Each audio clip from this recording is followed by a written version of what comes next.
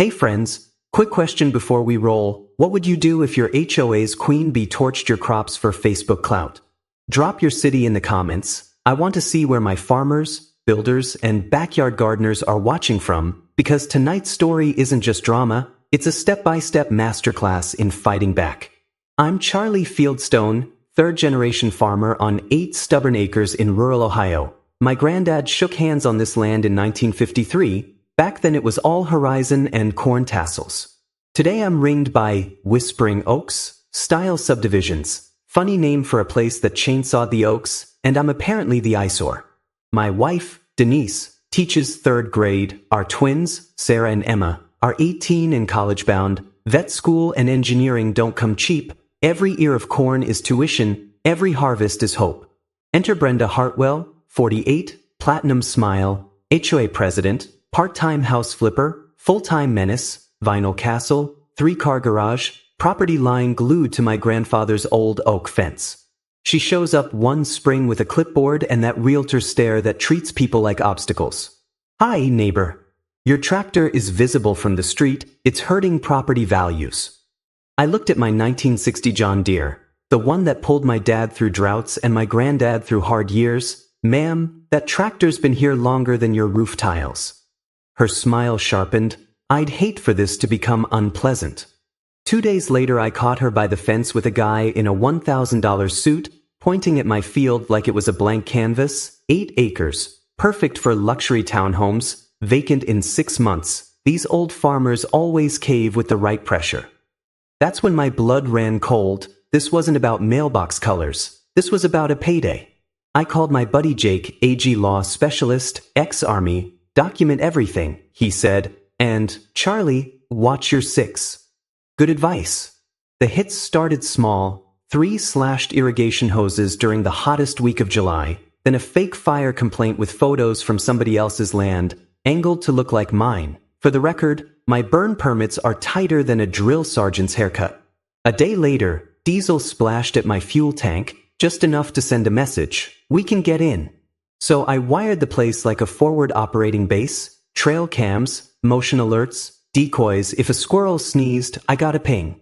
Quick fact check for anyone new to farm wars. Every state has a right to farm law. They're designed to keep newcomers from bulldozing heritage agriculture with nuisance complaints. Doesn't stop bad actors from trying, and when development money's on the line, people get creative. Brenda launched a neighborhood safety committee, which is HOA for posse with clipboards. Janet showed up in a white Lexus, taking photos of my barn for vermin concerns. Martin logged excess dust. On a windless day, Susan complained about my rooster, the same rooster that crowed here 3 years before she ever smelled this zip code. Then Harold shuffled over, 75, retired mailman, lived here since before the subdivision. Charlie, he said, voice low. She offered me cash for violations, or to notice some. When I refused, she asked my schedule for when you'd be away. Harold became my inside man. Turns out Brenda had recruited a cast of the desperate, one with a fraud case, another with a revoked license. She promised $50 per documented infraction, manufactured evidence, 1 clipboard at a time. Meanwhile, I hit public records, listings where she hinted zoning would soon change to residential. Spoiler, no such process existed in real estate. Misrepresenting zoning isn't cute. It can cost your license. I filed complaints with screenshots for dessert. The week got uglier. A 20-foot stripe of corn browned overnight. Not drought yellow, chemical brown. The trail cam showed Brenda at 2:47 a.m. misting herbicide along my fence line. You could read the brand label. Tractor Supply's cameras saw her buying the concentrate hours earlier. That alone, felony crop destruction in a lot of states. Harold brought the deeper cut. A secret call in Brenda's garage with a developer. She guaranteed vacant possession by October 1st, bragged about pressure from neighbors, and this still makes my jaw clench, murmured, farm accidents happen all the time. I called in reinforcements. My lawyer, Jake, Deputy Rodriguez from the sheriff's office, also ex-Army. Denise built a research dossier like a one-woman DOJ. We mapped a 3-front plan, criminal, civil, regulatory, hit hard, hit fast, hit everywhere. And I pulled a pin on the grenade Brenda didn't know existed, a conservation easement, 30 days and a filing fee later, my acres were legally protected against development forever, even if I sold. No bulldozers, no cul-de-sacs, her $2.8 million deal, poof, paper snow.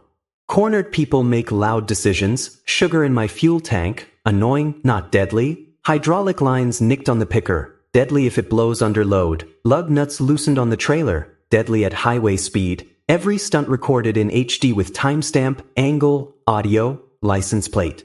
Then came the pump heist. 2:03 a.m. Motion alert by my irrigation shed. I slipped through the rows, corn whispering cover. There she was with her private investigator, unbolting my diesel pump. Once his irrigation fails, he'll sell in a week, she whispered. I let the tape roll for 10 solid minutes. Method, motive, plan. Then called Rodriguez. Cruisers lit up the back road like a movie set. They fled, left the tools, and the chain of evidence looked like it was gift-wrapped. By now we weren't talking neighbor dispute. We were staring down a pattern, vandalism, fraud, conspiracy, and when illegal acts repeat for financial gain, lawyers start spelling RICO in capital letters. Harold's last intel came tight and shaky. She's planning an accident, a fire during drought conditions. She even checked volunteer response times. I spent Wednesday buying suppression gear and briefing Fire Chief Morrison, another vet who knows the smell of a setup. We installed thermal cameras across the field, configured to auto-ping the fire department with GPS and live video the second they saw an unnatural heat signature. Thursday night, dead calm. Humidity like a wet coat. At 11:47 p.m., 2 heat blobs appeared on my phone, tracing my eastern boundary. At 11:52, a lighter flared. The line of accelerant went up like a fuse, orange against black. 90 seconds later, sirens. Morrison's engine rolled in before the flames could run. He stepped out, framed by the glow she'd lit, and that was the first time I saw Brenda lose the script. Ma'am, step away from the fire line. Whole sun froze. Brenda stammered. The cameras streamed. The microphones listened. The charges began writing themselves. Irony likes timing. The city council was mid-meeting on an agricultural protection ordinance when Morrison's radio crackled. Arson in progress, suspects detained. Brenda was in the third row, rehearsing her innocent face. When the update mentioned 2 suspects, her color left the building.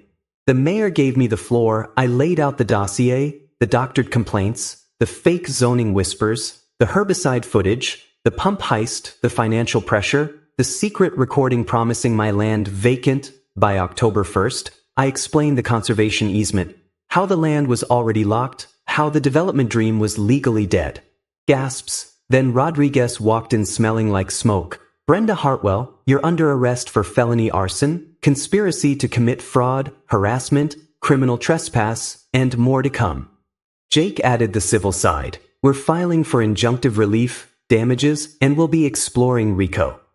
Brenda's legs buckled. The HOA queen, uncrowned in real time. 6 months later, I'm watching Emma steer Granddad's John Deere while Sarah bottle feeds a calf. The field smells like wet earth and second chances. Here's where the dust settled. Brenda pled guilty to arson and fraud, served time, and lost her license. Her PI lost his license and a chunk of freedom. The developer paid to dodge bigger charges. Their model collapsed when other towns compared notes. Denise, my grade school teacher, finished her paralegal cert and now helps other farms fight back. Harold became a local legend, teaching seniors how to spot scams. Our case helped push a stronger county ordinance protecting working farms. It also reminded folks of a simple truth. Progress that paves over food systems isn't progress. It's a short-term profit with a long-term bill. And about those facts Brenda didn't count on, every state has right to farm protections. Learn yours. Conservation easements can permanently block development and may come with tax benefits. Arson is a felony everywhere, and manufactured evidence is its own crime. Organized harassment to force a sale can cross into racketeering. If a pattern emerges, document like your livelihood depends on it. Because it does.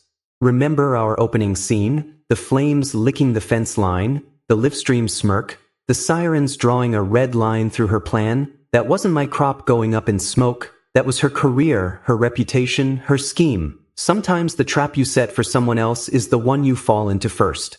If this story fired you up, here's how you can help. Smash that like, It tells the algorithm this fight matters. Drop your HOA horror story in the comments. I read them, and the next episode could be yours. Subscribe and ring the bell so you don't miss the playbook on beating bad actors with receipts, not rage.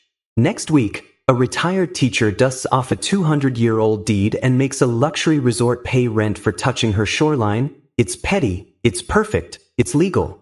I'm Charlie, this is our land, this is our line in the soil, and to every Brenda out there, we plant more than corn, we plant consequences.